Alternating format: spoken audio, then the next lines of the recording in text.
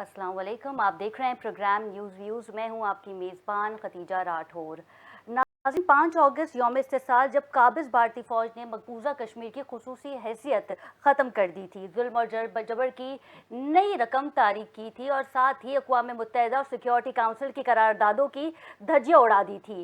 वज़ीर आज़म शहबाज शरीफ और सदर आसिफ अली ज़रदारी साहब का कहना है कि हम कश्मीरी कौम के साथ, उनकी आवाम के साथ खड़े हैं और उनके हुकूक के लिए जो है हम जद्दोजहद करते रहेंगे। साथ ही जो इस वक्त पाकिस्तान की सियासत में हो रहा है उससे कुछ ढका छुपा नहीं है। आज भी तफसीली प्रेस कॉन्फ्रेंस की गई DG ISPR की जानिब से, उस पर भी बात करेंगे। और इंटरनेशनली अगर मामलात को देखा जाए, गौर किया जाए तो बांग्लादेश में जो कुछ हो रहा है, हसीना वाजिद जो कि ताहयात तो खुद को प्राइम मिनिस्टर समझती थी बांग्लादेश की, लेकिन आज उनका भी तख्ता उलट गया है। इस पे भी बात करेंगे। हमारे साथ स्टूडियो में मौजूद है सीनियर एनालिस्ट है नईम कुरैशी साहब। सबसे पहले तो बहुत शुक्रिया नईम साहब आपके वक्त का। सर, आज 5 अगस्त है, यौम इस्तिसाल, और ये जो तारीख रकम की थी भारत ने, जुल्म की, जबर की, बर्बरियत की, अक़वाम मुत्तहिदा सिक्योरिटी काउंसिल की करारदादों की धज्जियाँ उड़ा दी थी। आज हम सब मजलूम कश्मीरियों के साथ खड़े हैं, क्या कहेंगे? बिल्कुल आपने दुरुस्त कहा कि भारत ने न सिर्फ ये कि बैनुल अक़वामी क़वानीन की धज्जियाँ उड़ाई, बल्कि उन्होंने अक़वाम मुत्तहिदा की बहुत सारी करारदादों की धज्जियाँ भी उड़ाई। बदकिस्मती ये है कि अभी तक हम बहैसियत पाकिस्तानी भी और हमारे कश्मीरी भाई भी इसके ख़िलाफ़ अपनी जद्दोजहद को उस हद तक नहीं लाए जहाँ हम उनकी इस अहकामात को वापस करवा सकें। जी। देखिए, 5 अगस्त 2019 को भारतीय सदर रामनाथ ने एक हुक्म के ज़रिए आर्टिकल 370 की शेख 3 में एक तब्दीली की और दस्तूर साज असम्बली की जगह कानून साज असम्बली लिख दिया गया। बिल्कुल। दूसरी तब्दीली जो है वो आर्टिकल 35A में की गई और इसके ज़रिए कश्मीर और जम्मू की जो आज़ाद हैसियत थी उसको ख़त्म कर दिया गया। बिल्कुल। और नतीजा ये हुआ कि एक वक्त ऐसा था कि कश्मीर में सिर्फ 10 लाख भारतीय फ़ौज थी, लेकिन आज 50 लाख भारत के बाशिंदे भी वहाँ मौजूद हैं जी। और वहाँ के लोगों को कश्मीर का डोमिसाइल जारी किया जा रहा है, यानी एक ख़ास प्लानिंग करके कश्मीरियों की तादाद को कम किया जाता है और भारतीय बाशिंदों को जिनका मजहब भी मुख्तलिफ है उन्हें वहाँ बसाने की मुसलसल कोशिश की जा रही है। कुरैशी साहब, ये तो मोदी साहब की पॉलिसी है कि किस तरह कश्मीर पे कब्जा करना है और इसके जो ताने बाने हैं वो दीगर ममालिक से भी मिलते हैं। साथ ही मैं आपसे ये भी जानना चाहूँगी, क्योंकि आज हम DG ISPR की प्रेस कॉन्फ्रेंस पे भी तफसीली गुफ्तगू करेंगे। आज उन्होंने एक बात कही, वो ये थी कि 9 मई पे जो इस्टेब्लिशमेंट का मौक़िफ़ था वो अब भी मौक़िफ़ में किसी भी किस्म की रद्दो-बदल नहीं है। मौक़िफ़ जो है वो अपनी जगह पे कायम है। हम ये समझ रहे थे, ज़राए से हमें इत्तलात मौसूल हो रही थी कि कैदी नंबर 804 और इस्टेब्लिशमेंट के जो दरमियान मामलात हैं वो तय पा जाएंगे, मामलात हल हो जाएंगे, या जो उलझन है वो अब सुलझने वाली है। लेकिन आज जो प्रेस कॉन्फ्रेंस देखने में आई, जिस तरह उन्होंने कहा हमारा मौक़िफ़ यही है और सबसे पहले खान साहब माफ़ी मांगे। क्या लगता है आपको कि मामलात पहले जैसे ही हैं या कुछ और दिखाने की कोशिश की जा रही है? देखिए, सियासत में दिखाया लेफ्ट जाता है, होता राइट है, ये सब कुछ होता है। आपको याद होगा कि कल रात तक हसीना वाजिद जो है वो ये कह रही थी कि जो प्रोटेस्टेंट हैं वो दहशतगर्द हैं और हम इनका मुकाबला करेंगे और हम इनकी बात नहीं मानेंगे, हमारे पास रियासती ताकत है। और आज हमें ये इत्तला मिली कि वो अपना मुल्क छोड़ के फ़रार हो गई। बिल्कुल, और फरार होके भी वो भारत ही गई, भारत पहुंच गई। देखिए, बहुत सारे फैक्टर्स थे अवाम की उनसे नाराज़गी में। ये जो कोटे का मामला है ये तो सिर्फ एक मामला है, लेकिन देखिए इस किस्म के मामलात में कई अवामिल होते हैं। लोग उनकी हिंदुस्तान नवाजी से भी बहुत नाराज़ थे। बिल्कुल।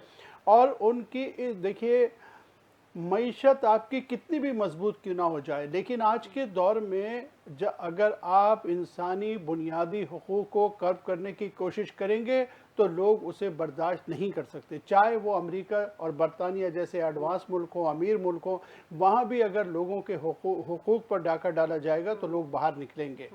नतीजा ये हुआ कि आज उन खातून को जो है वो अपने मुल्क छोड़ के फरार होना पड़ा। अब जहाँ तक DG ISPR साहब की प्रेस कॉन्फ्रेंस है, तो मैं ये कहूँगा कि अगर उन्होंने आज ये कहा है तो इसका मतलब है कि उन्होंने अपना पुराना मौक़िफ़ दोहराया है, इसमें कोई नई बात नहीं है। लेकिन सियासी तौर पे पिछले दिनों ये बात कही जा रही थी कि PTI के रवैये में, इमरान साहब के रवैये में भी कुछ नरमी है और मुमकिन है इस तरफ से भी कोई नरमी हो तो मामलात जो है सुलझ सकें। देखिए, पाकिस्तान को इस बात की बड़ी ज़रूरत है। हम सियासी अदम इस्तेहकाम का शिकार हैं। जब तक हम मामलात को मसलहत की तरफ लेकर नहीं आएंगे, एक कदम पीछे नहीं हटेंगे, ये मुल्क के मफाद में नहीं होगा। ये ज़ाती अगर इसको हम अना का मसला बनाएंगे तो शायद ये पाकिस्तान के लिए अच्छा नहीं होगा। बिल्कुल। अच्छा, एक बात यहाँ पे सोचने समझने वाली बात भी ये है कि अगर हम इस्टेब्लिशमेंट की बात करें, अदलिया से बात करें, तो इनके साथ लड़ाई या झगड़ा ये पाकिस्तान के मफाद में नहीं है।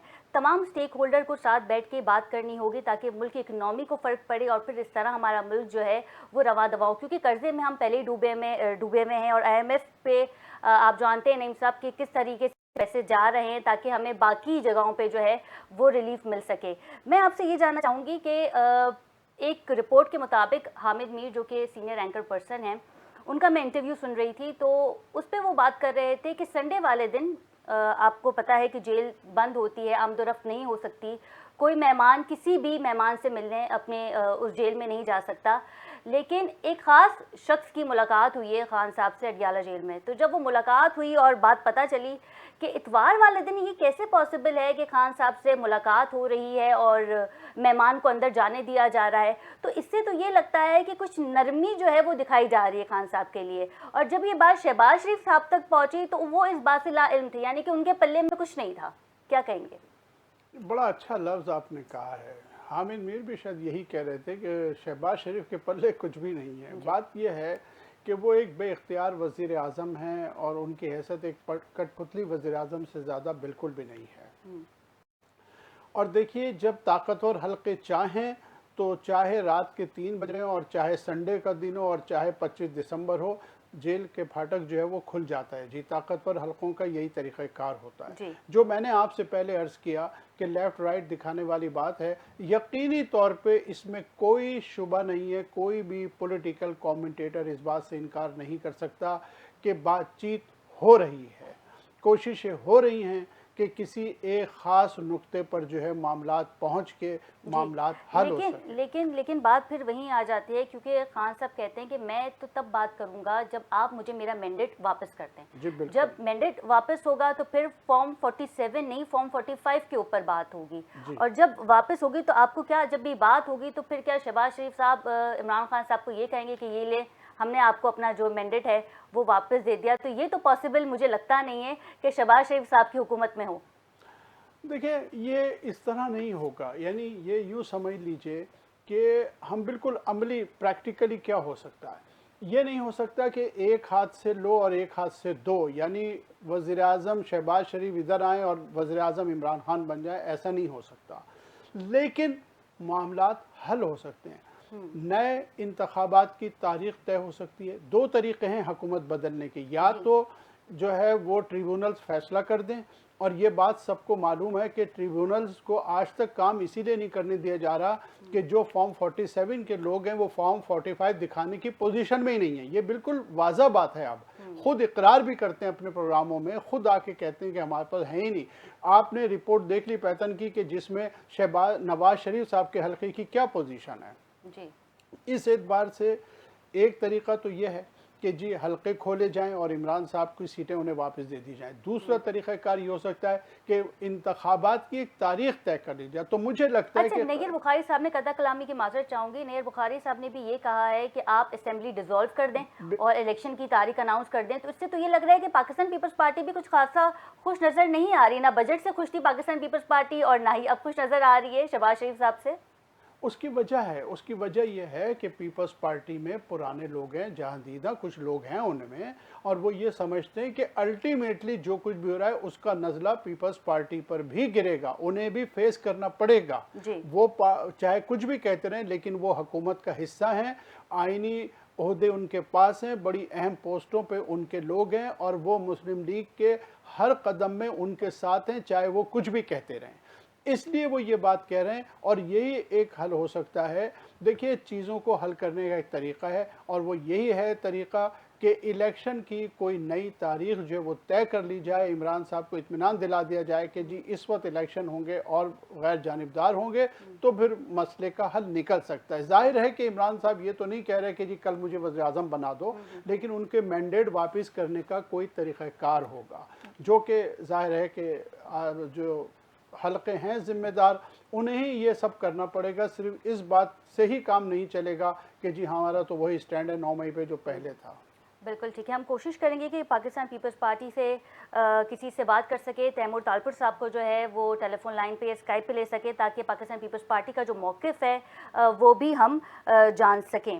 اچھا ٹھیک ہے ٹھیک ہے ٹھیک ہے. نعیم صاحب مجھے یہ بھی بتائیے گا, کیونکہ ہمیں بریک پہ جانا ہے, لیکن میں سوال آپ کی طرف تھرو کرتی ہوئی جاؤں گی کہ یہ جو نیر بخاری صاحب نے کہا ہے کہ اسمبلی ڈیزالو ہو جائے تاکہ انتخابات جو ہیں وہ ہو سکیں, تو اس طرح تو یہ لگتا ہے کہ شہباز شریف صاحب جو ہیں وہ اپنی مدت پوری نہیں کر پائیں گے, اور اس کے بعد سچویشن کیا ہوگی اس پہ میں آپ کا سٹیٹمنٹ چاہوں گی. لیکن یہاں وقت ہوا ایک شارٹ کمرشل بریک کا. Stay with us.